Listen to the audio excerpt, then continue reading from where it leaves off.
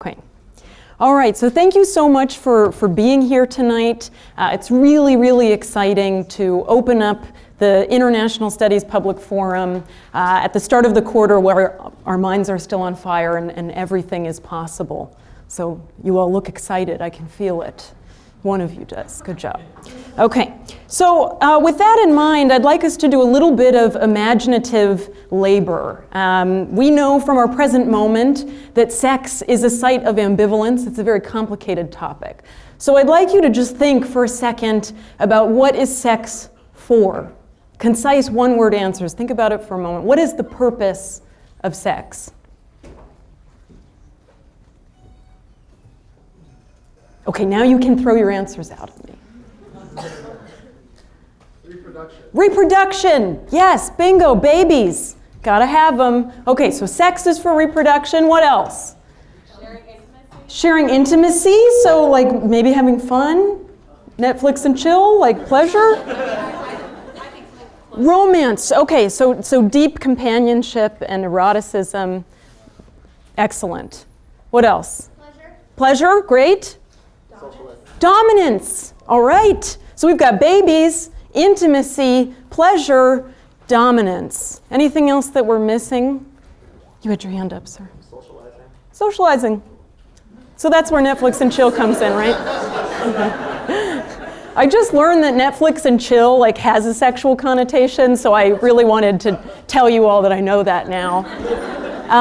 Yes? Breaking the social norms one lives under. Okay, so sex can have something radical about it too. We can use it to explode the social circumstances that we live under, right? Okay, you guys are good. You guys are good. So which of these things don't go together? Yeah. Pleasure and dominance, right? Those two things should be antithetical. They should be opposites.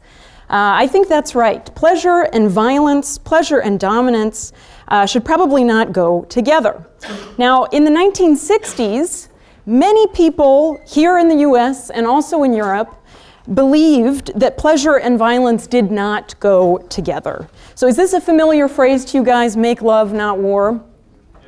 So what's the assumption? What's the assumption that's made with this statement?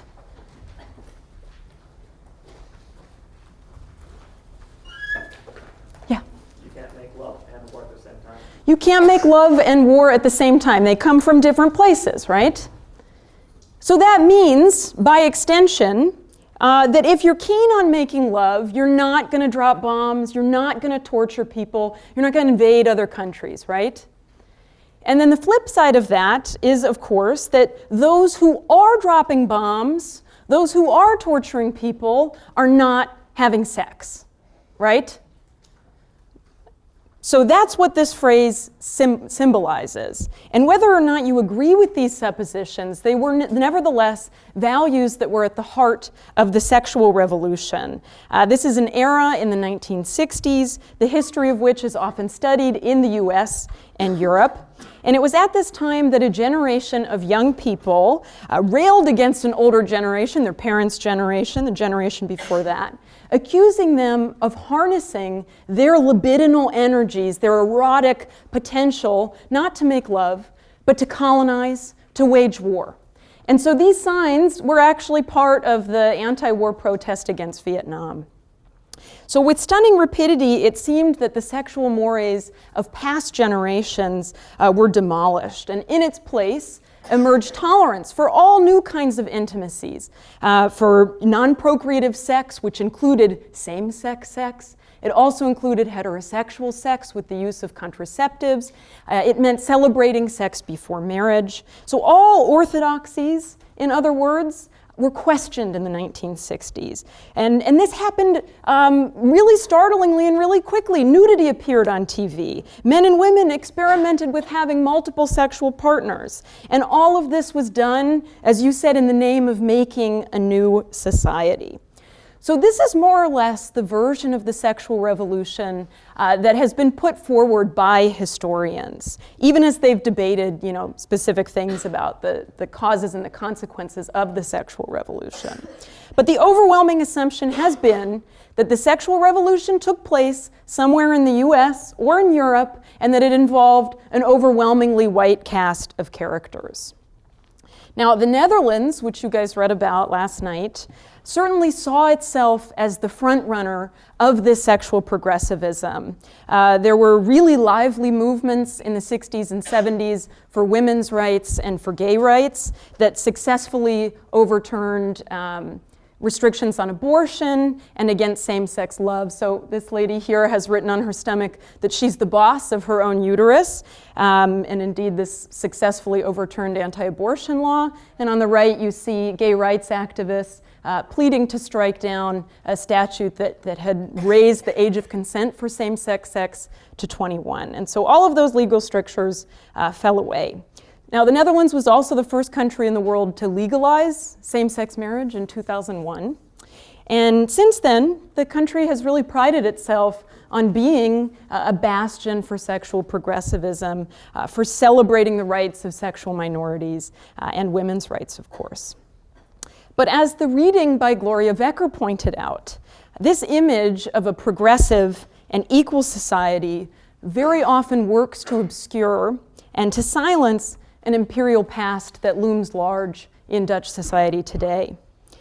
Wekker terms this self-understanding that the Dutch can do no wrong because they're always on the right side of history. What does she call this particular term?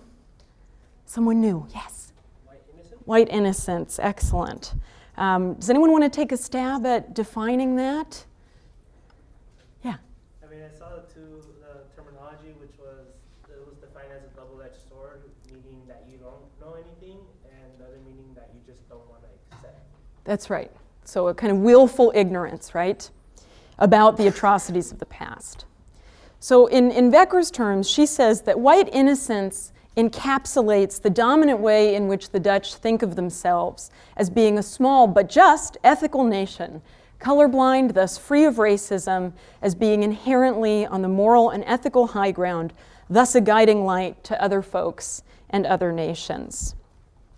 Now, today, this sentiment manifests in recurring assertions that people from Muslim-majority countries and immigrants from former colonies in the Caribbean cannot quite properly be Dutch. They can't integrate into the Dutch state because they don't accept gender and sexual equality, allegedly.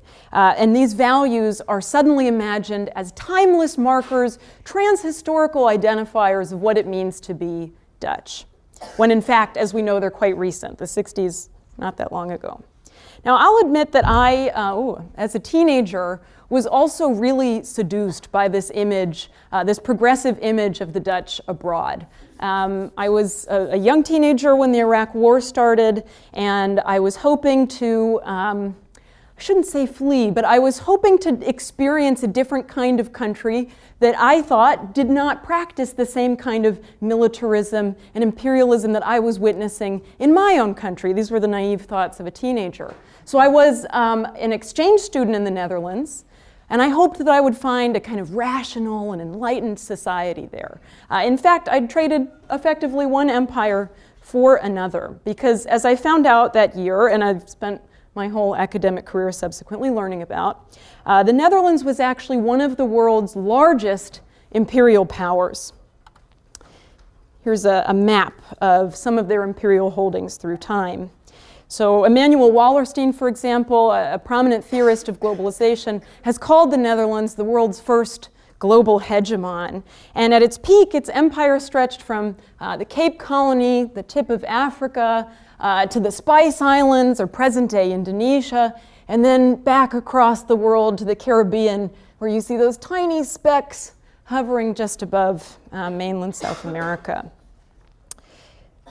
Now, many of these places now have joined the rank of independent nations, but some of them, namely the 6 islands of the Dutch Antilles, have not. They're actually still part of the Netherlands today. If you travel to the island of Bonaire, you will be on Dutch territory. So this lingering and ambiguous colonial presence really fascinated me. Now, as students of global and international studies, you guys are hip, you know that these small places can contain really important global stories, that you can actually study the whole world from these small sites. And the Dutch Antilles are no exception. So they're comprised of 6 islands. You have 3 islands in the southern Caribbean, just 30 miles off the coast of Venezuela: Aruba, Curacao, and Bonaire. And then up in the leeward chain, you have St. Martin, Saba, and St. Eustatius. So there you go, Dr. McCarty, the rest of the islands. I was impressed that you could do that because most Dutch people can't even name all 6 of these. But nevertheless, these tiny places have had a really profound role to play in global history. So let's take Curacao, for example, because that's going to be primarily my focus today. Curacao is the most populous island, and it served in the 17th and 18th centuries as one of the busiest slave depots in the Atlantic world. So thousands of stolen bodies, men and women, came to pass in the port of Willemstad, and thus it's a critical site in the history of racial chattel slavery. Now later on, jumping forward in time in the 1940s, Curacao would actually become the world's largest refiner of crude oil in the world at that time. And so it directly aided in the Allied war effort. All that oil went to the Allies to liberate Europe from fascism. Now that's ironic because this place was a colony, so they were fighting to defend the rights of Europeans, rights that they themselves did not enjoy. So I offer these very brief anecdotes to say that in the Antilles, despite their small size, they've really played a role of world historical importance. So my talk today is going to be a further illustration of this. Today I'll insist that in these small islands and in the patterns of circulation among and between them, exceedingly creative ideas percolated about sex and revolution, ideas that change our standard narrative of the sexual revolution. Starting in the 1960s, a generation of young people, probably not much older than yourselves, studying in universities, not unlike this one, began to forge arguments for the total separation of these islands from the metropolitan Netherlands. By the 1960s, problems with the unequal status of the Antilles had really come to a head. And this was for 2 reasons. One was that economic decline had really set in. That powerful oil refining industry that I mentioned entered a phase of terminal decline, and this heightened the already deeply entrenched inequalities between a white elite and a black majority population. Now, secondly, and relatedly, as I said, the elite of Antillean society was comprised almost exclusively of white or light-skinned people. This was a pattern that remained stubbornly unchanged from the colonization of these islands in the 1600s right up until the 1960s, when no black person had ever held a position of governmental authority or significant power. So by the 1960s, these kind of economic anxieties and abiding racism mobilized a generation of young activists. So today I'm going to talk about these student activists who founded the first pro-independence groups, and I'd like to briefly introduce you to them. And then I'm going to turn to the Atlantic movements that inspired their own thinking on sexuality, namely the Cuban Revolution and the Black Power movement in the US. And lastly, I'd like to step back to reflect on why it was that sex became such an important political rallying point for these groups, and what we might take away from their perspectives about the interconnectedness of pleasure and freedom. So ultimately, I'm going to argue that the reformulation of sex and gender norms were not secondary goals of independence.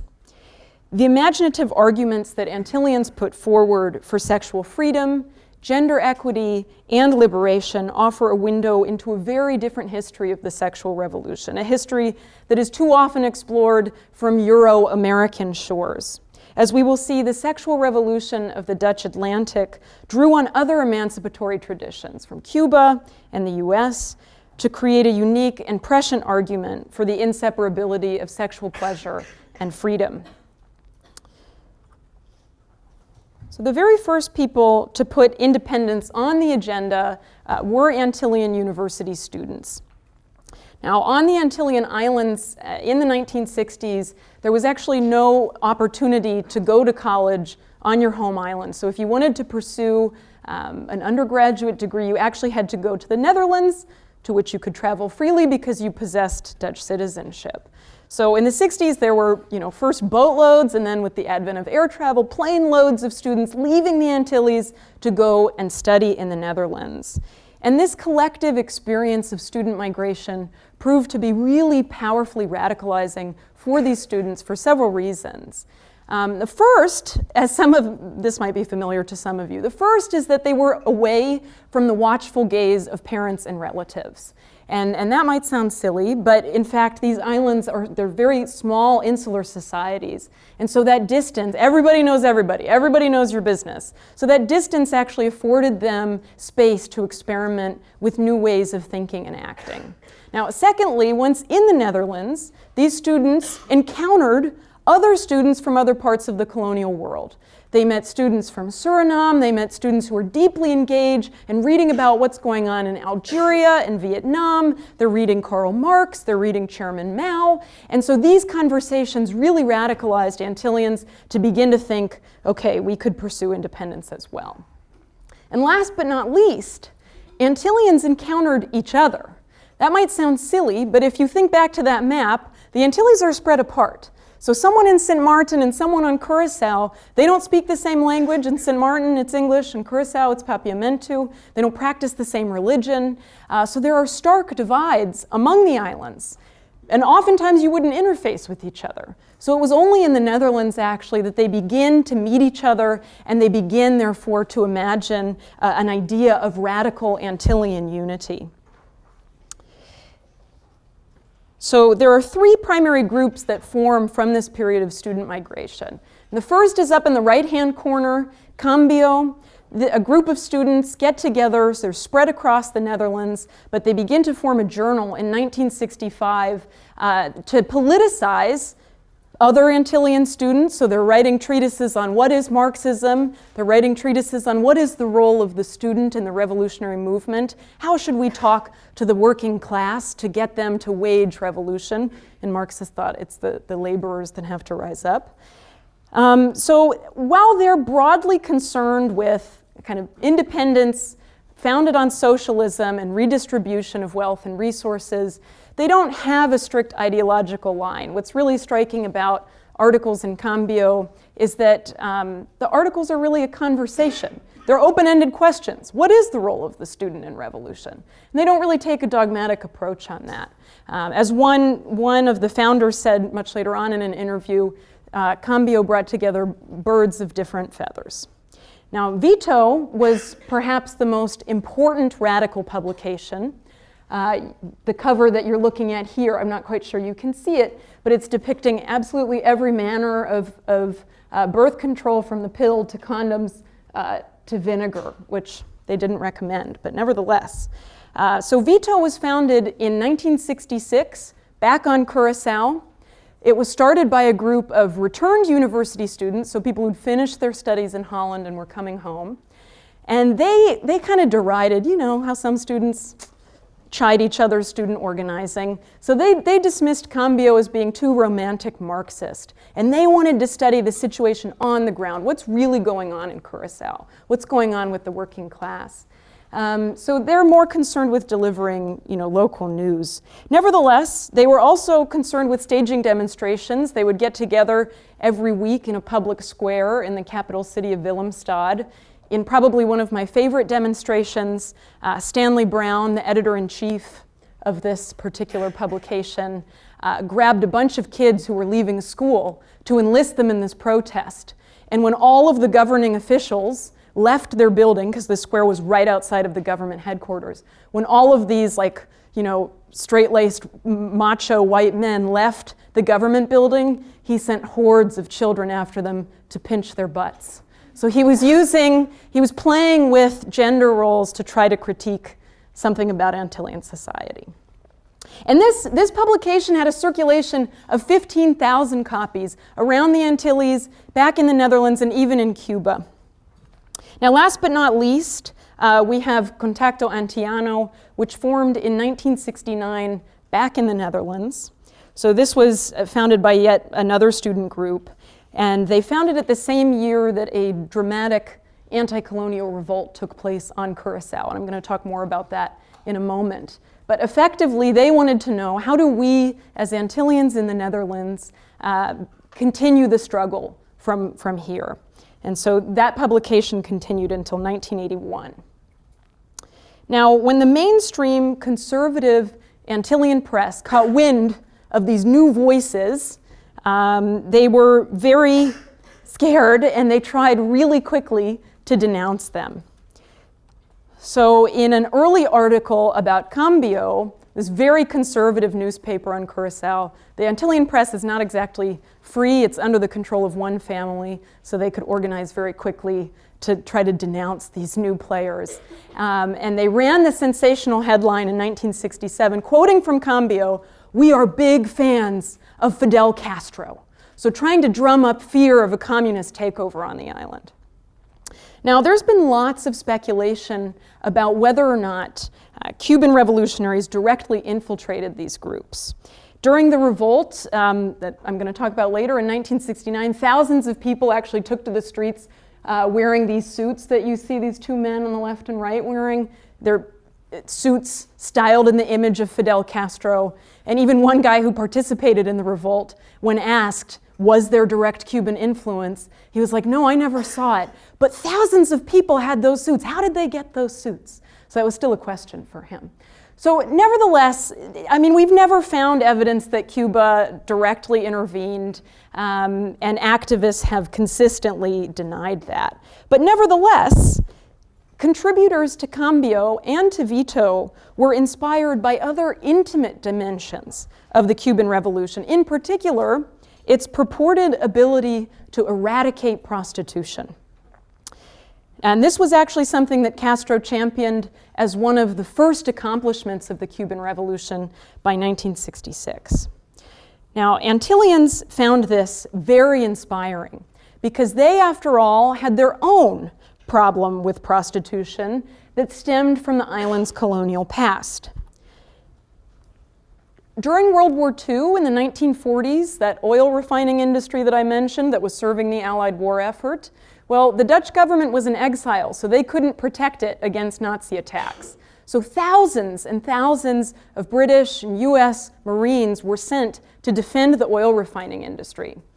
And when these thousands and thousands of single itinerant men arrived on Curacao, the colonial government got together with the Catholic Church, of all people, and they decided we need to found a state-sponsored brothel to cater to the sexual needs of these young men. And if we don't, white women are going to be threatened by the presence of these men. So we need to put in the brothel, you see the blueprints for it right up there, we need to staff this brothel not with local women whose chastity we need to protect, but foreign women who are going to come to work here from the Dominican Republic and from Colombia. So in fact, the state broke its own laws, which banned brothel keeping, and effectively acted as a pimp. It would solicit applications from women in the DR and Colombia and put them to work in this brothel for 3-month stays, and then they'd have to go home. So this brothel survived the war. It survived many decades. Today, it holds the dubious distinction of being the world's largest open-air brothel. Yeah. What role did the Catholic Church play? Is there any stories? Yeah. Oh, I've got lots. Catholic Church is it's kind of a corrupt institution on the Antillean Islands, maybe elsewhere. I can only speak to the Antilles. But leaders from the Catholic clergy, so these were all white Dutchmen that would get sent to the Antilles after their training in Holland. They eventually sat on committees tasked with studying the prostitution problem. So there were 2 in particular. And they studied together with, I think, about 3 other colonial officials, why is prostitution flourishing in the port environs as these young men are here to protect the oil refining industry? And then they arrive at this conclusion, in order to protect local womanhood, we're going to need to build a brothel. So they endorse that. They sort of argue for the need for a brothel. Good question. Okay, so Antillians were then, these leftist Antillians were really inspired by socialism's ability to eradicate prostitution in Cuba. At least that was the story that they were receiving.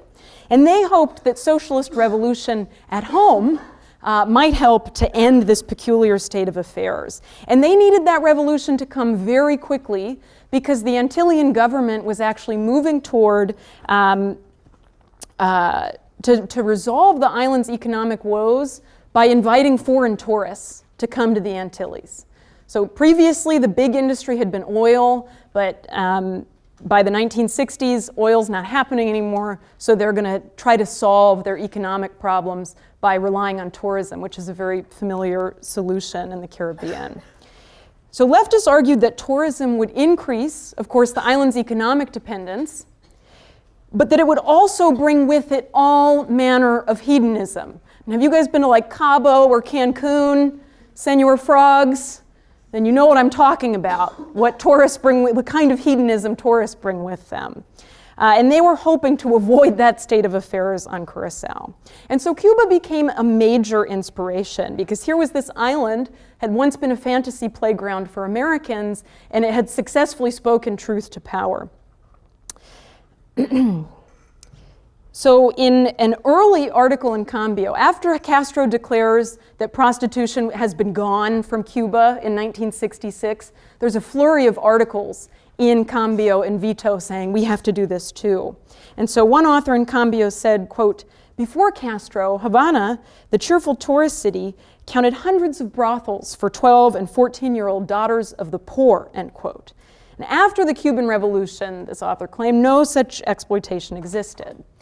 Now, the reality on Cuba was, of course, much more complicated. At the onset of the revolution in 1959, the revolutionary regime was actually quite tolerant of sex workers. They thought that sex workers were victims of American fantasies and capitalist exploitation. And so they said, once the revolution presses onward and it distributes meaningful work and education for all, then there won't be any more prostitution. But by 1962, prostitution continued in Cuba. And so at that point, the state overtook, previously municipal councils had run this, but in 1962, the Cuban state actually oversaw the identification of sex workers and then sending them to work in compulsory collective farms. So the fact that women continued to sell sex in Cuba was seen as a kind of affront to the revolution. It seemed to lay bare some of the revolution's shortcomings. But nevertheless, Antillians learned only about this supposed success. They heard only in 1966 that prostitution was gone. And they likely learned about that because Vito and Gramada, the official publication from Cuba, they actually had a subscription swap. So they're learning about each other's revolution. Now, the lessons learned from Cuba were not uniform. Some activists in the Antilles insisted that socialism would abolish prostitution altogether, and that's what they wanted. So an author of Vito claimed, quote, what Fidel Castro achieved, and what we also hope to achieve on Curacao, is to be able to end the exploitation of people. The system of prostitution here on Curacao is a form of exploitation, end quote. Now, other activists, however, did not want socialism necessarily to end prostitution. They hoped that socialism could actually liberate sex workers and give them freer choice if they wanted to continue to sell sex or not. So another author in Vito wrote in 1969, quote, Vito is not against prostitution in general because voluntary sexual relationships between adults, whether single or married, or whether between people of the same sex, should be protected by law, end quote. Though inspired by the Cuban Revolution, activists in the pro-sex work camp viewed socialism as a way to redeem, rather than erase, multiple forms of intimacy, which included same-sex love. So not everyone agreed on whether socialism should permit or disallow prostitution, but these disagreements are not necessarily what fascinates me. Rather, what interests me is how Antillean activists look to Cuba, not only to imagine what socialism would look like on Curacao, but also to imagine new forms of sexuality. and again, they extolled the potential of socialism to institute true erotic equality, whether that meant abolishing prostitution or empowering sex workers. For these activists then, socialism was not just about redistributing wealth and resources, it was also about liberating sex. But it's worth returning to this endorsement of same-sex love, too, because this is not something that all revolutionary movements endorsed. In fact, in Cuba, people who sought the erotic company of someone of the same sex could also often end up on those collective farms as kind of prisoners on these collective farms the same way that prostitutes did. Same-sex sex was seen to emasculate men in Cuba, and so for these reasons, the revolution proved quite hostile to it, at least initially. Antillians, however, put forward very different notions of revolutionary gender roles, ones that weren't premised on what historian Anne McPherson has called the vigorous revindication of black manhood. So Antillians did not argue for a kind of hyper-masculine, brashly confident, cigar-smoking, revolutionary man. Instead, Antillian activists invoked yet another Atlantic movement, the Black Power movement, to reflect on masculinity and femininity. Now, once again, Antillians were very swift in their appropriation of Black Power. The phrase Black Power was, of course, coined in the US. Stokely Carmichael, a prominent US civil rights activist, popularized it in a 1966 speech. And just several months later, Antillians were excitedly writing about these things. What is Black Power? Who is Stokely Carmichael? So as Anthony Bogues has said, Black Power was founded in the US, but it found its wings in the Caribbean. There were Black Power movements on Belize, on Trinidad, Bermuda. I might be missing some. And it wasn't long before a regular column appeared in Vito called Black Panthers on Curacao. You see an image of it in the top right corner there. And this, of course, referenced the US Black Panther Party, a revolutionary movement that, through armed self-defense, struggled against the internal colonialism of the US. And so in that way, they aligned themselves with other global anti-colonial struggles. So that really resonated on Curacao. Several women commentators in these papers embraced the language and imagery of Black Power to critique the hypocrisy of their male comrades. So they used the language of Black Power to turn to their own movement. So one woman criticized Antillean revolutionary men whose, quote, mouths are full with Black Power, but who jump at the chance to sleep with a white woman, end quote. Others criticized longstanding perceptions about white femininity and beauty. In a pamphlet that was distributed on Curacao in 1970, activists rallied Black women to, quote, think Black, be Black, feel proud, wear a shorter miniskirt, show your liberated Black thighs, let go of your shame. The Black Panthers can prove to you the blacker the grape, the sweeter it is, end quote. So Black Power offered Antillean women a powerful vocabulary for addressing not only the anti-Black racism prevalent in the Netherlands and the Antilles, but also the effects of internalized racism that hampered their own movement. Crucially then, reform of Antillean society and gender politics would start within the ranks of the leftist movement itself.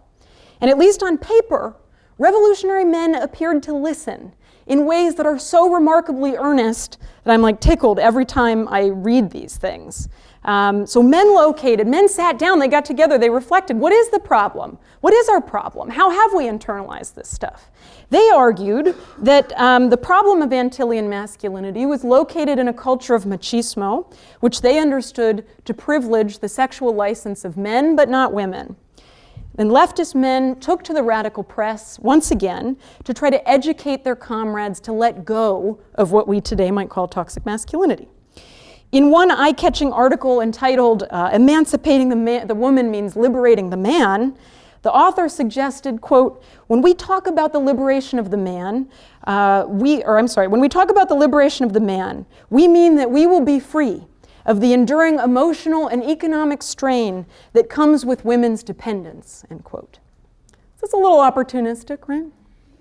According to him, men would find it easier to meet the expectations of loving and affectionate relationships if they were unburdened of the financial responsibility of caring for women and kids.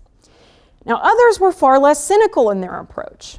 Many reasoned that women's sexual emancipation would heighten true intimacy that you were talking about, that it would bring that kind of true romantic love to the surface. In a 1970 article entitled Attractive Man, you can see him right here, an author in Contexto Antiano outlined the new defining characteristics of attractive masculinity. And these included, among many other things, patience, responsibility towards one's wife and children, and also the free expression of vulnerable emotions with one's intimate partner. Others longed for closer intimacy rooted in gender equality. Guillermo Rosario, who was just a student in the Netherlands in 1970 and actually went on to be a prominent poet, he wrote a poem entitled Women's Emancipation that was dedicated to Antillean women in Holland. It read, "Never believe the one who wants to keep you in servitude, whether as property inside the bedroom or in the kitchen as a queen. I want to love you without domination on a foundation of greater tolerance, for you to be a friend with an equal role, contributing and sharing equally." So radical aspirations for racial justice and anti-colonial liberation began to conscript Antillean men and women in new ways in the 1960s and 70s. Men were called on to treat women with love, respect, and mutuality, and women were called on to reject their mistreatment with militancy. Activists imagine the recasting of gender roles to be a key component of rejecting anti-Blackness, fostering self-love, and creating new bonds of solidarity that would be critical to maintaining revolutionary independence. Yet, in making the case for gender and sexual freedoms, Antillean leftists did not promote a simplistic understanding of free love. Instead, they saw in sex the potential for radical transformation precisely because sex had served for so long as a site of subjugation and cruelty. The language of slavery and sexual violation thus emerged repeatedly in these leftist periodicals. One editorial written by a woman entitled "Which One of Us is the Whore?" attacked male sexual privilege and called on other women to reject, quote, living like slaves. Another author in 1970 offered similar advice, quote, remember not to have sexual relations with a man who treats you like a slave, end quote. In a 1971 article that was actually subsequently reprinted in the mainstream Antillean press, a frequent contributor to Contexto Antiano argued that women needed to enjoy sexual pleasure lest they become a new generation of sexual robots. And she thought that if women became a generation of sexual robots, they would not have that critical capacity to reject colonialism. And so she argued, quote, it is high time that the Antillean woman realize that the great struggle for independence, mental and sexual, will in large part take place in the bedroom, end quote. And she closed her article right here with a kind of cri de coeur, sexuality yes, slavery no. Others elucidated the relationship between pleasure and cruelty much more explicitly.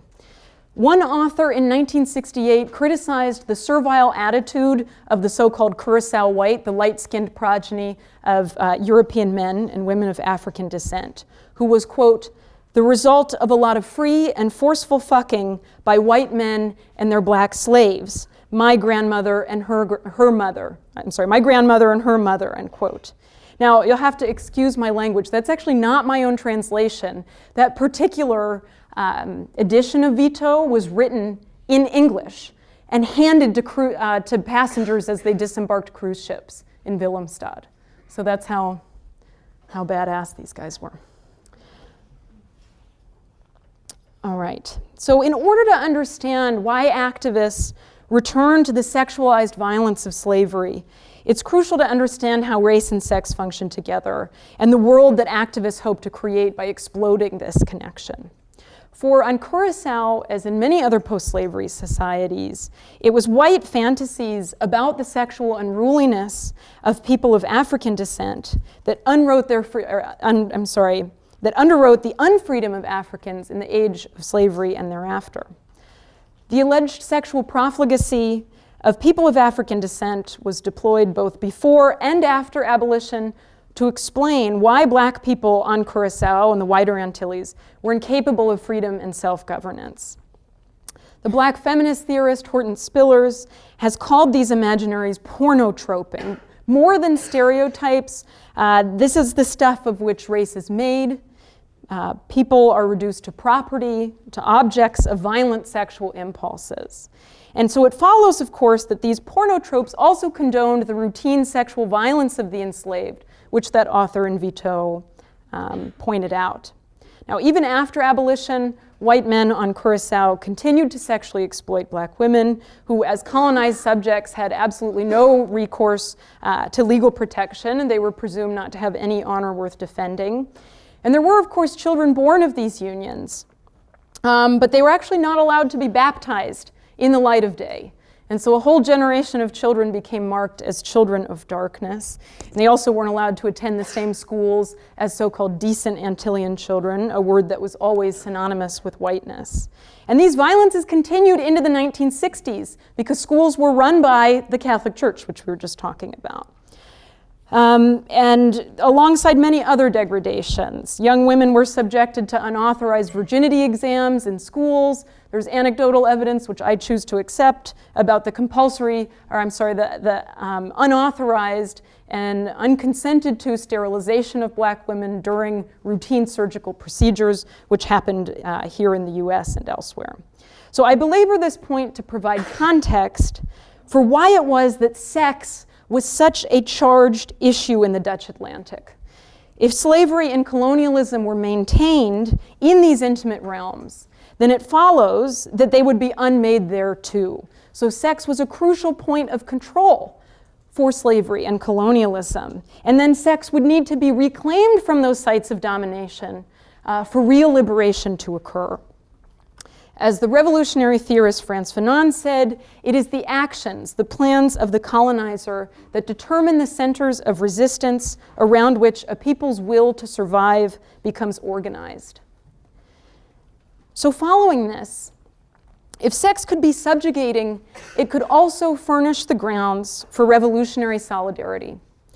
Ultimately, Antillean leftists measured the strength of their movement in its ability to incorporate those at the margins. And for this reason, they strongly supported gay rights, and they even allied with newly forming Antillean gay rights organizations.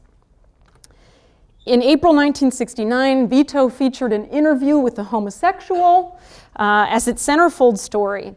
And the author concluded, quote, "There are roughly 1,500 people on Curacao who are homosexuals and who speaks about their problems. Their only recourse here on Curacao is Vito. This vanguard movement is for the groups in our population who are abused, whether black people or the laborer, the homosexual, youth, or women," end quote. So it's difficult to discern whether these written imaginaries touch the intimate corners of people's lives. But what is important is the recurring potency of sex in articulating visions of freedom. As the historian Robin Kelly has written, freedom and love may be the most revolutionary ideas available to us, and yet as intellectuals, we have failed miserably to grapple with their political and analytic importance. Indeed, what really struck me in researching this history was not the difficulty of finding these voices, which is often the case, right? If you want to find the voice of marginalized people, you have to be really inventive to find their voices in the archive. But that wasn't the problem here. I had over 20 years of intellectual production from these groups, hundreds of pages, hundreds of editions of these publications, and in every issue, they're talking about sex. So here you have this proliferation of voices, and yet, to my knowledge, no scholar had actually ever written about that. And it's not because they hadn't read these periodicals. To the contrary, they have. So I think it's that they brought to them a particular set of concerns and a particular conception of freedom that I'm going to talk about in just a moment. Now, most often, scholars, when they've gone to look at these publications, they've gone to find evidence about the climate of what was going on in the Antilles in the run-up to May 30th, 1969. So on that day, a strike that started among about 10,000 dock workers in that oil industry, oil refinery that I talked to you about, they began a strike to have fair wages. And soon enough, this strike moved through the capital city, and as it moved to the seat of the governor, thousands of the city's working class and urban poor joined in protest against entrenched racism, colonialism, and capitalist exploitation. Now, within just 24 hours, so there was millions of dollars worth of destruction that the government was very upset about. But nevertheless, this revolt lasted for about 24 hours because the Dutch Marines were sent in almost immediately after the local police were not able to contain the uprising. So although this ended quickly, a few things changed. Black people entered prominent positions in government. Some of them even came from this leftist movement that I've talked to you about. But their comrades would later accuse them of selling out. They got a taste of power, they saw that they could profit from it, and all of these nice ideas about freedom and equality fell away. And so independence was not achieved on May 30th. Socialism did not overturn the dominance of foreign capital on these islands. And so what has merited attention from scholars is precisely this moment of disappointed anti-colonialism. They read these things and say, oh, maybe Antillians actually weren't that committed to the idea of independence, and that's why this revolt didn't end in the independence of the Antilles. And indeed, as long as we measure radicalism that way, by the desire to simply have a nation state, we are going to miss a range of other creative imaginaries that envision freedoms in ways much more expansively and minutely. The activists that you encountered today viewed themselves as party to an unfolding world historical moment, drawing on Atlantic struggles from Cuba to the US, and yet they simultaneously felt that this all-important struggle would need to take place in sites that were very small, namely in the bedroom. Now, interestingly, scholars have missed this imaginary, but contemporaries in 1969 did not. A government commission formed to study the revolt actually blamed it in part on, quote, new ideas of social and sexual behavior which students propagated with the express purpose of persuasion, marking them as new kinds of missionaries, end quote. Now, some of these imaginaries about sexual liberation might sound familiar to the people that we started with, that generation of '68 in Europe and the US, the generation that told us to make love, not war. But I contend that sex was revolutionary in the Dutch Caribbean for very different reasons.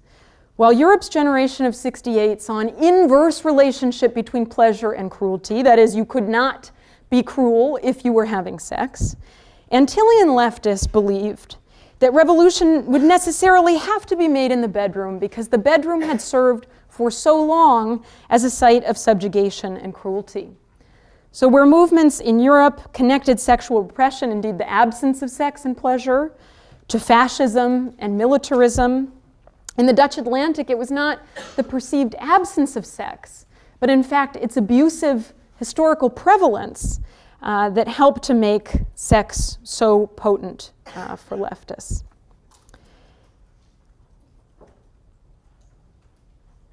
And that, of course, helped to explain enduring oppression in Antillean society. And so, because of this, it would require a powerful reclamation of what feminist theorist M. Jackie Alexander has called erotic autonomy to begin to overturn those legacies. Crucially, Antillians believe that this effort would require the libidinal energies of all members of society, whether sex workers, gay men, black women, and others whose desires had long been silenced. And once again, I'm quoting Robin Kelly, the emancipatory visions of black intellectuals proved to be more radical and inclusive than what their compatriots proposed. Antillean leftists thus claimed sexuality as a key part of self-determination, of the right to be fully human, And they did this using precisely the discourse that initially barred black people from freedom. Their version of sexual radicalism not only shows the imaginative participation of black radicals in the sexual revolution, it also offers us a very different understanding of the sexual revolution. Indeed, it was the link between pleasure and cruelty that made sex so potent.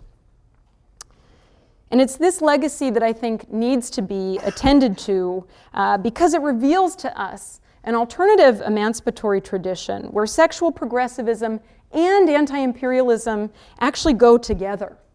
So oftentimes today, the defense of sexual freedoms is used to actually justify militarism or exclusionary nationalism, as I talked about in the Dutch case.